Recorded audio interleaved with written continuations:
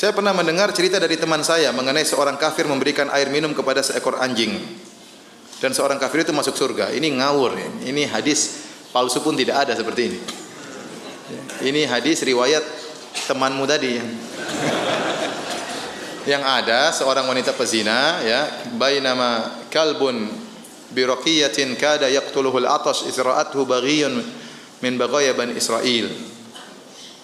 Kata Nabi SAW, terkala seekor anjing sedang berputar-putar di suatu sumur. Anjing itu kehausan.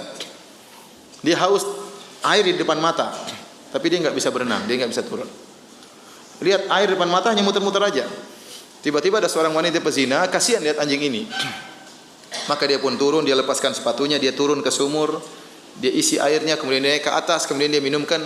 Fasaqathu, maka dia pun beri minum kepada anjing tersebut. Faghafarallahu laha bihi, maka Allah pun mengampuni wanita pezina ini karena amal solehnya tadi. Jadi maksud saya, ada amalan-amalan yang dibangun di atas keikhlasan yang luar biasa, kelihatannya sepele, tapi merupakan sebab orang masuk surga. Ya, sebaliknya ada amalan-amalan yang kelihatannya sepele sebab orang masuk neraka. Contohnya kata Nabi SAW, ya, dakhalat imra'atun finnar, dakhalat imra'atun nara fi hirratin habasatha. La hiya at'amatha wa la hiya tarakatha ta'kulu min khashashil ard. Seorang wanita masuk neraka jahanam gara-gara seekor kucing. Tidak dikasih makan, dikekang tidak dikasih makan dan tidak dibiarkan cari makan sendiri. Hatta mata, sampai kucingnya mati. Akhirnya ini masuk neraka. Dan para ulama telah menjelaskan, Ibnu Qayyim rahimahullah dan yang lainnya, bahwasanya wanita tadi karena keikhlasannya dia memberikan minum kepada seekor anjing. Tadi bukan orang kafir, tapi orang yang beriman cuma pelaku dosa besar. Maka dia pun dimaafkan oleh Allah Subhanahu wa taala. Allah memaafkan. Kita kan punya akidah bahwasanya masalah dosa besar tahta masyiatillah. Kata Allah, semua dosa besar di bawah kehendak Allah. Kata Allah, innallaha la yaghfiru ayyushraka bih. Allah tidak mengampuni dosa kesyirikan, wa yaghfiru ma duna dzalika liman yasha. Dan Allah mengampuni dosa selain apa? Kesyirikan. Oleh karenanya dosa besar apapun, kalau ada orang meninggal dalam kondisi dosa besar, tidak boleh kita vonis pasti masuk neraka. Karena setiap dosa besar di bawah kehendak Allah. Insya'a adzabahu wa insya'a ghafara lahu. Bisa jadi Allah azab, bisa jadi Allah ampuni. Dan pasti ada pelaku dosa besar yang Allah ampuni. Dan pasti ada pelaku dosa besar yang Allah tidak ampuni. Pasti ada pelaku dosa besar yang Allah ampuni dan pasti ada dosa besar yang pelaku dosa besar yang Allah tidak ampuni. Karena wa yaghfiru ma duna dzalika liman yasha, dan Allah mengampuni dosa selain kesyirikan bagi yang Allah kehendaki. Oleh karena kalau orang meninggal dunia dalam kondisi bermaksiat, lagi mencuri, tahu-tahu mati, ditembak polisi, mati, kita bilang pasti masuk neraka? Jawabannya tidak. Belum tentu. Kita bilang kalau Allah berkehendak Allah ampuni, kalau berkehendak Allah masukkan surga. Kalaupun dia masuk neraka tidak kekal karena dia belum kafir. Tapi memvonis dia masuk neraka pun enggak boleh. Karena dia tidak melakukan kekufuran. Ada orang merampok, tahu-tahu membegal, tahu-tahu dikumpul sama masyarakat, dipukulin sampai mati, ya. Kasihan. Ya sudah tewas, ya. Dia jahat maka dibalas dengan kejahatan. Dia mati, akhirnya kita belum tentu dia masuk neraka jahanam. Karena setiap pelaku dosa besar tergantung kehendak Allah Subhanahu wa taala. Ada orang berzina tahu-tahu mati. Ada. Lagi berzina. Ini saya dapat cerita benar kenyataan, orang lagi berzina tahu mati. Ya. Lagi berzina mati. Ada orang meninggal ya sedang asik nonton film porno, tahu-tahu meninggal. Kemarin saya baca di mana? Di Jepang, kejatuhan majalah porno di rumahnya. Tidak tahu itu mati nikmat atau mati adab. Mungkin lagi di puncak-puncak kenikmatan, tahu-tahu di Allah. Ya. Jadi apakah dia masuk neraka? Jawabnya belum tentu. Waliyadzubillah ya. Belum tentu, itu semua dia bawa kehendak Allah Subhanahu wa taala. Nah, apalagi orang pelaku zina ini sudah melakukan kebaikan. Orang yang meninggal dalam kondisi zina saja belum bisa dipastikan masuk apa? Neraka. Apalagi wanita ini sudah melakukan apa? Kebaikan. Maka dia sudah kasih minum kepada anjing tersebut. Maka Allah ampuni dosanya gara-gara hal tersebut. Sebenarnya Allah menjelaskan bahwasanya yang buat dia diampuni sebenarnya bukan masalah memberi kepada anjing tersebut, tapi keikhlasan yang ada dalam hatinya. Karena waktu itu tidak ada orang yang lihat. Ya. Dia tolong anjing tersebut dengan agak susah turun ke sumur, itu pekerjaan perempuan susah. Kemudian mana saat muqaha, dia lepaskan sepatunya, menjelaskan bahwasanya dia pegang sepatu dan manjat tidak susah, tidak gampang. Kemudian minum kepada anjing, hewan yang hina. Setelah itu anjingnya pun pergi, tidak bilang jazakillah khairan. Pergi. Jadi dia benar-benar ikhlas.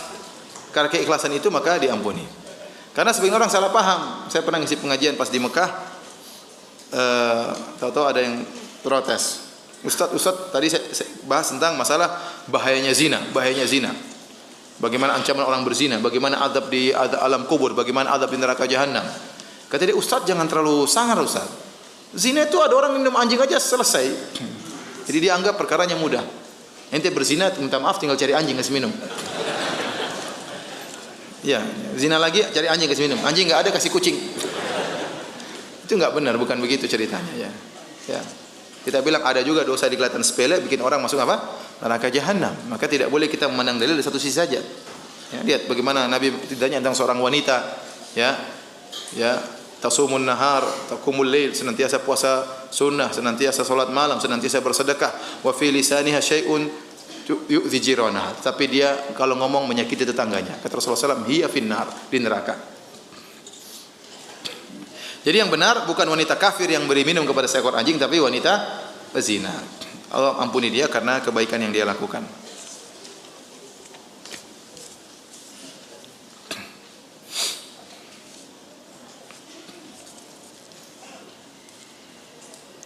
Ustaz, bagaimana cara mengantisipasi syubhat-syubhat pada din kita yang terkadang datang dengan tiba-tiba? Yang pertama, kita menjauhi majelis syubhat. Ente jangan sok, ya. Ente jangan sok pintar. Apalagi ente tidak pernah belajar agama dengan baik. Kemudian ente berkelana mengembara di dunia internet, ingin tahu apa sih perkataan Ustaz itu, apa sih perkataan Mu'tazilah, apa sih perkataan Jahmiyah. Ente terperangkap syubhat tidak bisa jawab. Nanti sudah itu datang ke Ustaz, Ustaz saya kena syubhat. Siapa suruh ente kena syubhat? Ustaz dibikin susah. Ente makanya jangan sok pintar, jauhi majelis syubhat. Syubhat kalau sudah masuk susah keluar. Tidak gampang, kecuali ente dikasih hidayah oleh Allah Subhanahu wa taala. Ente suruh cari kebaikan, jangan cari kesesatan. Oleh karenanya berusaha mengambil ilmu dari masdar yang jelas, sumber yang jelas. Saya sering sampaikan kalau orang aja mau berobat cari dokter pilih-pilih, bukan berarti semua dokter jelek, tidak. Dokter yang bagus, ada dokter yang kurang bagus. Ya. Kita milih-milih karena ini berkaitan dengan kesehatan kita. Apalagi berkaitan dengan akidah. Maka seorang belajar dari sumber yang jelas. Jangan dia spekulasi. Karena kalau syubhat sudah masuk, susah. Tidak gampang, ikhwan. Seperti Amr bin Ubaid. Amr bin Ubaid ini orangnya wara, orangnya zuhud. Orang terpedaya karena dia orangnya zuhud. Akhirnya dinasihati orang tidak terima lagi. Kenapa? Sudah jatuh cinta sama Amr bin Ubaid. Mau diapain? Ikhwan, saya sampaikan ini karena ya, demi keselamatan kita bersama. Ya. Saya tidak ingin murid-murid saya yang saya ajari kemudian dapat syubhat, kemudian termakan dengan syubhat tersebut. Ya. Saya tidak ingin. Saya tidak ingin muridnya para ustaz sudah ngajarin antum lama. Tahu-tahu antum kena syubhat. Ya. Antum berpegang teguh dengan syubhat tersebut. Kita tidak ingin. Meskipun resikonya mungkin kita dicerca dan dicela. Meskipun resikonya kita dicela, dituduh yang tidak-tidak. Tapi tidak lain kecuali kita ingin apa yang sudah diajari oleh para ustaz selama ini terjaga. Ya.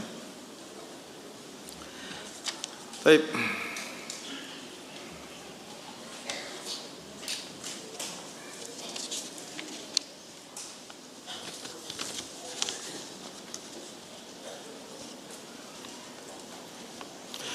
Ustaz, terima kasih atas jasa kelas materi yang disampaikan. Semoga Allah menjaga Ustaz. Amin ya rabbal alamin. Bagaimana menyikapi keluarga yang meyakini Allah ada di mana-mana? Saya katakan, sebenarnya orang Islam di Indonesia akidahnya sudah benar, Allah di atas. Cuma mereka tidak pandai untuk mengungkapkan. Sering kalau mereka menghadapi masalah, kita serahkan kepada yang di atas. Sering atau tidak? Sering di mana-mana. Sudah itu urusan yang di atas ente. Ente di bawah enggak usah ribut. Urusan yang di mana? Di atas. Itu sudah ungkapan semua orang. Mau orang enggak ngaji, mau tukang apa, tukang bakso, mau petani, semuanya kalau ada masalah bilang apa? Serahkan yang di atas. Maksud mereka serahkan kepada siapa? Kepada Allah. Tapi kalau tanya Allah di mana, mereka bingung. Allah di mana-mana. Sebenarnya maksud mereka Allah di mana-mana, kalau kita bawa kepada makna yang benar, maksudnya ilmu Allah di mana-mana. Seperti firman Allah, alam tara anna Allah ya'lamu ma fis samawati wa ma fil ard, ma yakunu min najwa thalathatin illa huwa rabi'uhum wa la khamsatin illa huwa sadisuhum wa la adna min dhalika wa la akbar illa huwa ma'ahum aina makan. Di akhirnya inna Allah bima ta'maluna basir.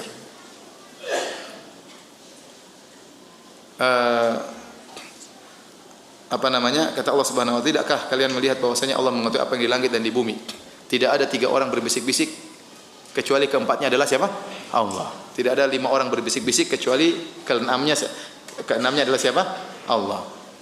Maksudnya ketiganya, keempatnya adalah Allah, keenamnya adalah Allah, maksudnya ilmunya. Allah ya wa huwa ma'ahum aina makanu. Allah bersama mereka dimanapun mereka berada. Maksudnya apa? Ilmu Allah, bukan zatnya. Kalau zatnya ente kemana-mana Allah ikut, kan nggak benar seperti itu. Ente ke WC Allah ikut, berarti di mana-mana zatnya. Bukan zatnya yang di mana-mana. Dan ini akidah Jahmiyah. Itulah Al-Imam Ahmad. Jadi Jahmiyah juga ada bagi 2, ada Jahmiyah mutakallimah, ada Jahmiyah mutasawwifah. Nanti bingung lagi antum, enggak usah dibahas. Jadi Imam Ahmad sudah bantah sejak dulu dalam bukunya Al-Rad 'alal Jahmiyah wa Zanadiqah. Beliau bantah tentang masalah ini yang mengatakan Allah di mana-mana. Ya, jadi kita bilang, kita bawakan kepada makna yang benar. Katakanlah mereka mengatakan Allah di mana-mana, maknanya benar, yaitu ilmu Allah di mana-mana. Ya, bukan zatnya. Makanya Nabi Musa dan Nabi Harun berkata, innana nakhafu ayyafruta alaina aw ayyatgha. Ya Allah, kami takut kalau Fir'aun berbuat berlebih-lebihan kepada kami atau melampaui batas. Kata Allah, la takhafa innani ma'akuma. Janganlah kalian berdua takut wahai Musa dan Harun. Sungguhnya aku selalu bersama kalian berdua. Allah jelaskan apa maksud bersama kalian berdua. Asma'u wa ara. Aku mendengar dan aku melihat. Bukan zatnya tapi mendengar dan melihat. Jadi jangan khawatir. Aku bersama kalian akan menolong kalian. Jadi pertanyaan orang-orang kampung secara umum Allah di mana-mana, kita jelaskan, Bu, Ibu sudah benar Allah di mana-mana. Tapi maksudnya bukan zat Allah, maksudnya ilmu Allah di mana-mana. Kalau zat Allah berarti enggak benar, kelazimannya bahaya. Berarti Allah di WC, Allah di kamar kita, Allah di perut kita, Allah di mana? Karena di mana-mana ya ada Allah, itu enggak benar. Jadi sebenarnya mereka sudah meyakini Allah di atas, hanya saja mengungkapkannya kurang apa? Kurang pintar mengungkapkan.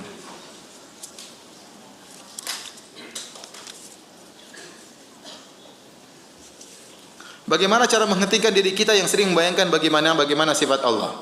Itu manusiawi, terkadang setan menghembuskan suatu. Ya kita bilang enggak seperti itu. Ingat saja firman Allah, laisa kamitslihi syai'. Tidak ada sesuatu pun yang serupa dengan apa? Allah. Kalau dengar pasti salah. Membayangkan pasti apa? Salah. Kalau sudah salah terus ngapain dibayangkan? Gitu aja gampang. Setiap yang antum bayangkan pasti apa? Salah.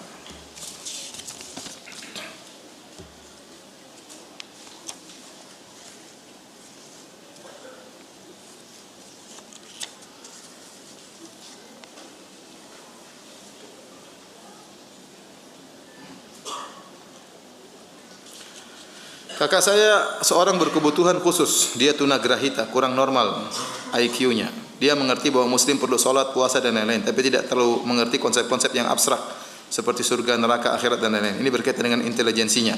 Bagaimana mengatasinya? Semampunya saja, kita sampaikan apa? Semampunya. Ya. Yang di luar, la yukallifullahu nafsan illa wus'aha. Allah tidak membebani luar kemampuan seorang. Alhamdulillah dia sudah mengerti sholat, alhamdulillah mungkin dia mulai sholat, mungkin detail-detail tidak paham. Ya.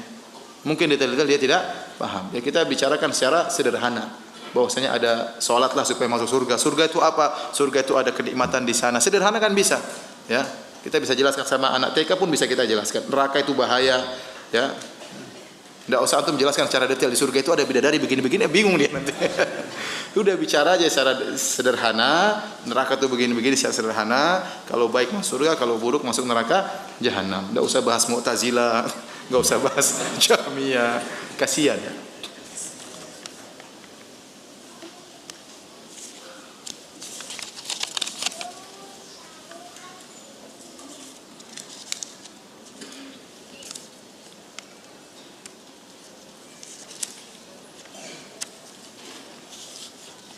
Ini pertanyaan lagi, apakah rokok itu makruh atau haram? Pendapat saya haram. Karena di Al-Qur'an Al-A'raf 157 berbunyi Nabi Muhammad mengharapkan sesuatu yang buruk. Wa yuharrimu alaihimul khaba'ith. Rasulullah SAW mengharapkan yang buruk-buruk. Mohon dijelaskan lebih detail lagi ya Ustaz. Ya rokok itu apa? Haram. Ya, sini sudah saya sering jelaskan ya. Rokok itu haram karena kita tidak boleh memberi kemudaratan kepada siapapun, kepada diri kita maupun kepada orang lain. La dharar wa la dirar. Ya, tidak boleh memberi kemudaratan baik kepada diri kita, baik kepada orang lain ya. Tidak boleh. Dalam kaidah ad-dhararu yuzal, setiap kemudaratan harus dihilangkan. Dan tanpa ragu bahwasanya rokok itu menimbulkan kemudaratan. Ya, menimbulkan kemudaratan. Kemudaratan bagi diri sendiri dengan memberi penyakit dalam diri kita ya. Kemudian memberi kemudaratan kepada orang lain, mengganggu orang lain ya. Saya termasuk tipe orang yang paling tidak bisa kalau duduk di samping orang yang merokok ya. Bahkan mungkin jarak kita 5 meter saya pun terganggu. Ya. Terakhir sempat saya agak marah dikit waktu haji kemarin. Haji kemarin di Muzdalifah. Di Muzdalifah kita tidur di hotel di bawah langit. Bintang jutaan bintang ya. Jadi semua orang gitu. Ada sebagian orang pakai kain ihram merokok. Saya mau tidur, jarak dia cukup jauh ya. Kira-kira 10 meter atau subhanallah. Saya tidak tahu apa rokok itu sengaja ke saya. Tahu-tahu asapnya masuk ke hidung saya. Di mana saya cari agak jauh. Saya bilang ya fulan ittaqillah. Ente lagi ihram, kita terganggu. Ya, akhirnya dia matikan. Artinya mengganggu orang ya, mengganggu orang. Ya ini tidak diperbolehkan mengganggu orang. Saya sering sampaikan, Anda kalau meninggal berusaha, dan kita pasti berbuat dosa. Kalaupun kita harus berdosa dan kita pasti berdosa, jangan berdosa yang berkaitan dengan orang lain. Kata Sufyan Ats-Tsauri rahimahullah taala, lebih baik Anda bertemu dengan Allah dengan 70 dosa antara Anda dengan Allah, karena Allah asalnya Maha Pengampun, daripada Anda bertemu dengan Allah membawa satu dosa antara Anda dengan hamba Allah yang lain. Ya, jangan mendolimi orang. Jangan mendolimi orang. Di antara bentuk mendolimi orang asap rokok. Ya. Kemarin saya umrah juga dengan istri saya. Di sebelah saya orang Indonesia ngerokok, asapnya masuk ke kamar saya. Padahal kamar tertutup. Luar biasa asap rokok itu ya. Bisa menembus celah-celah. Masuk, akhirnya istri saya dia enggak kuat asap rokok, akhirnya dadanya sesak. Orang itu enggak tahu kalau istri saya dadanya sesak. Dia anggap semua orang seperti dia ya. Oleh karenanya saya katakan di antara hukuman Allah kepada orang yang sering merokok, kadang-kadang rasa malu dihilangkan. Dia cuek, mau orang tersiksa yang penting saya happy, begitu. Mau orang batu-batu di samping dia tetap aja dia merokok. Saya pernah tegur waktu saya bawa anak kecil, saya bilang, "Pak, tolong Pak, ada kamu yang ke sana," katanya. Suruh pergi ya. Jadi begitu, anak kecil kasihan, ente di tempat umum ya. Kalau ente merokok di rumah ente sendiri dalam kamar mandi kunci sekalian enggak apa-apa. Kalau merokok tempat umum hanya orang terganggu ya. Dan banyak orang tidak kuat dengan asap rokok. Ya kalau yang cium 10 orang, di sana 20 orang, di sana 30 orang, nanti hari kiamat kan dosanya banyak ini. Mungkin dosa kecil tapi kezaliman, menzalimi orang lain. Menzalimi orang lain. Kita saja kalau kentut sembarangan bisa menzalimi orang. Orang terganggu bau enggak enak, apalagi bau asap rokok yang kemudian masuk dalam dada, merusak dada. Apalagi orang yang perokok pasif lebih parah daripada orang perokok yang aktif. Kata dokter sih. Meskipun dokternya merokok. Jadi sering saya sampaikan tidak ada orang yang merokok ya mengucapkan bismillah ya karena dia tahu itu haram, dan tidak ada orang setelah merokok mengucapkan apa? Alhamdulillah. Ya. Ada yang bilang, "Ustaz, rokok itu bagi saya bukan cuma sunnah, wajib." Ini ada orang, saya pernah ditanya demikian. Katanya ada kiai, ya ustaz lah ya, yang mengatakan rokok itu wajib. Kenapa? Kalau dia tidak bisa merokok, dia tidak bisa ngajar Sahih Bukhari. Ya, otaknya nggak jalan kalau nggak merokok. Jadi rokok bagi saya hukumnya apa? Wajib, kata dia. Subhanallah. Itu namanya kecanduan om. Namanya kecanduan. Ya. Ada orang kalau nggak pakai morfin kepalanya stres, terus jadi morfin jadi wajib. Ya. Ada orang kalau nggak dengar musik dia bisa stres, berarti musik itu hukumnya apa? Wajib. Ya. Ada orang kalau nggak berzina dia stres. Paham? Apa zina jadi hukumnya apa? Wajib. Ya. Itu namanya kecanduan om. Ya.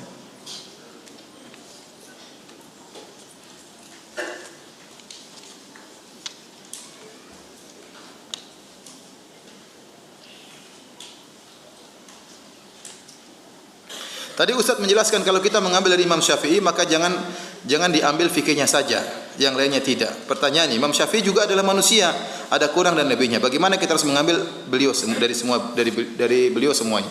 Maksud saya Imam Syafi'i itu akidahnya di atas akidah apa? Salaf, ya. Tatkala sebagian orang hanya ingin mengambil fikihnya menunjukkan dia tidak setuju dengan akidahnya apa?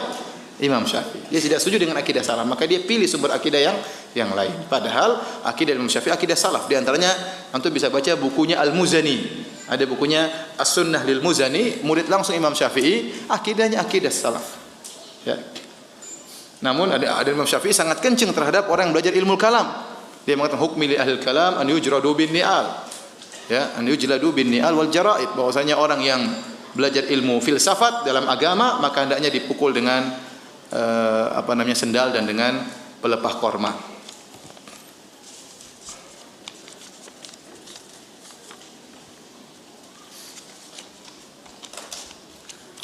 Ustaz, jika di kalangan sufi atau tasawuf, apakah mereka dikatakan kafir jika mereka telah sampai tingkatan ma'rifat?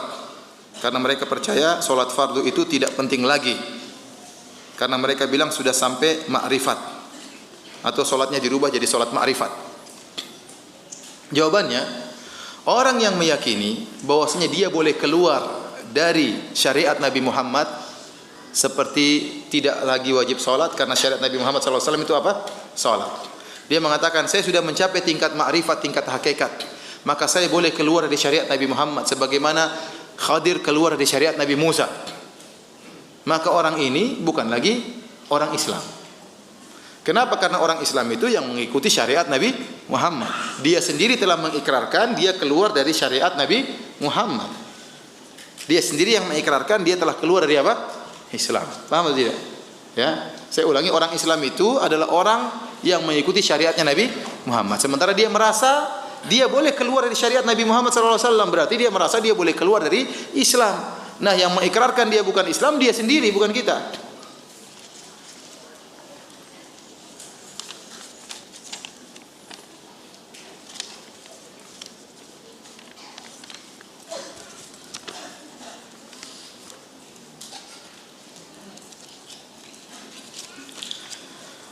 Kakak ipar ana mengatakan kalau baca Al-Quran, kalau enggak tahu artinya, mending enggak usah katanya. Percuma. Ya enggak juga lah. Kita belajar. Jangan bilang juga begitu, enggak usah. Kalau begitu banyak orang enggak boleh baca Quran. Banyak orang belum mengerti bahasa Arab. Ini enggak benar. Ya, baca Quran silakan baca sambil belajar apa? Belajar terjemahannya. Baca Quran sendiri, paham enggak paham tetap dapat apa? Pahala. Ya. Betapa banyak orang diganggu jin, dia baca ayat kursi. Kalau tanya terjemahannya enggak ngerti. Tapi ada faedahnya atau tidak? Ada. Dia diganggu jin, tahu-tahu dia baca ayat kursi, jinnya yang ganggu hilang. Ditanya apa artinya ayat kursi, saya enggak paham. Berarti tetap aja ada apa? Faedahnya. Tapi yang paling bagus paham maknanya tentunya. Ketika Rasulullah Mi'raj ke Sidratul Muntaha, apakah beliau bertemu dengan Allah secara langsung? Jawabannya iya. Makanya di antara dalil yang menunjukkan Allah di atas adalah Isra Mi'raj. Ya, kalau seandainya Allah tidak di atas, maka Nabi ngapain ke atas? Ya, Nabi SAW ke atas ketemu dengan Allah sampai-sampai sebagian sahabat menyangka Nabi melihat Allah. Berarti Nabi sudah dekat sekali dengan zat Allah.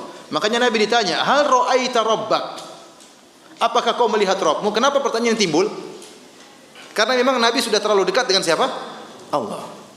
Hal ra'aita rabbak? Dalam hadis yang saya melihat Allah. Kata Nabi Muhammad SAW, nurun anna arahu, ada cahaya yang menghalangi. Bagaimana saya bisa melihat Allah Subhanahu wa ta'ala? Makanya di antara dalil yang paling kuat yang diyakini oleh masyarakat kita seluruhnya, antum lihat pengajian-pengajian kalau acara Isra Mi'raj. Nabi ketemu Allah, kemana? Ke atas. Sudah dekat. Semua dai-dai seperti itu. Mengatakan demikian. Karena memang fitrahnya Allah di atas, orang sudah tahu semuanya. Ya, kalau bilang Allah di mana-mana, ngapain ke atas? Ya. Ke kanan, ke kiri, kemana-mana ada. Makanya di antara konsekuensi dari mengingkari Allah di atas berarti mengingkari mukjizat Isra Mi'raj. Ya. Karena di antara mukjizat yang paling terkenal dari Nabi adalah Mi'rajnya Nabi, naik ke atas bertemu dengan Allah untuk menerima perintah. Makanya malaikat Jibril enggak ikut Nabi waktu itu. Waktu Nabi turun dari langit Sidratul Muntaha, turun ke bawah ketemu Nabi Musa. Nabi Musa tanya, "Bagaimana?" Nabi Musa aja enggak tahu pembicaraan antara Nabi dengan Allah Subhanahu wa taala. Kata Nabi, disyariatkan 50 salat sehari semalam, 50 waktu. Kata Nabi Musa, umatmu enggak kuat. Saya sudah mencoba umatku. Minta keringanan. Kata Nabi, saya pun naik lagi ke atas. Ketemu siapa? Kata Allah. Kata Nabi, antara saya dengan Allah ya. Sebentar, saya ingin sebutkan lafalnya. Jadi disebut dalam riwayat ya, Nabi setelah turun dari Allah Subhanahu wa taala ya, Allah mewajibkan salat 50 waktu. Maka Nabi Musa berkata, "Raji' rabbak." Ya. Kembalilah kepada Rabbmu, minta keringanan. Fa inna ummataka la tutiku dzalik. Sungguh umatmu tidak mampu. Aku pun kembali kepada Allah ya. Dan Allah menghilangkan setengahnya. Jadi berapa? 25. Kemudian setelah diturunkan jadi 25, lapor lagi kepada Nabi Musa. Nabi Musa berkata, ya, farji' ila rabbik, kembalilah kepada Rabbmu, ya. Irji' ila rabbik, fa inna ummataka la tutiku dzalik. Sungguhnya umatmu tidak mampu. Akhirnya terus Nabi minta dikurangi, akhirnya jadi 5. Ya. Kemudian tatkala turun 5, Nabi Musa bilang lagi, minta keringanan lagi. Kata Nabi SAW, istahyaitu min rabbi. Saya malu sama Rabbku. Alhamdulillah ketemu Nabi Musa. Kalau enggak ketemu repot juga ya. 50 tuh banyak loh ya. 50 tuh banyak. Nabi Musa tuh baik sekali Nabi Musa. Kita berterima kasih kepada Nabi Musa. Kita bilang jazakallah khairan ya Nabi Musa. Dia perhatian sama kita. Nabi Musa tuh nabi yang mulia, tidak hasad kepada Nabi Muhammad SAW. Nabi Muhammad umatnya lebih banyak, dia mikirkan umat Nabi Muhammad. Dia bilang ummatuka la tutiku dzalik. Umatmu tidak mampu wahai Muhammad, minta keringanan. Nabi yang sangat mulia, yang sangat baik ya. Jadi intinya Nabi naik turun ya, ketemu Allah, ketemu Nabi Musa. Jadi Allah di atas sehingga Nabi bertemu langsung dengan Allah Subhanahu wa taala. Saking dekatnya Allah dengan Nabi sampai sebagian sahabat bertanya, "Hal ra'aita rabbak?" Apakah kau melihat apa? Rabbmu. Kata Nabi, ada cahaya, bagaimana saya bisa melihatnya. Demikian saja para hadirin kajian kita pada kesempatan kali ini. Kurang lebihnya saya mohon maaf ya. Yang benar datang dari Allah Subhanahu wa taala, yang salah dari saya sendiri dan dari syaitan. Semoga Allah mengampuni dosa-dosa kita. Kita tutup dengan kafatul majlis. Subhanakallah bihamdik asyhadu an la ilaha illa anta astaghfiruka wa atubu ilaik. Assalamualaikum warahmatullahi wabarakatuh.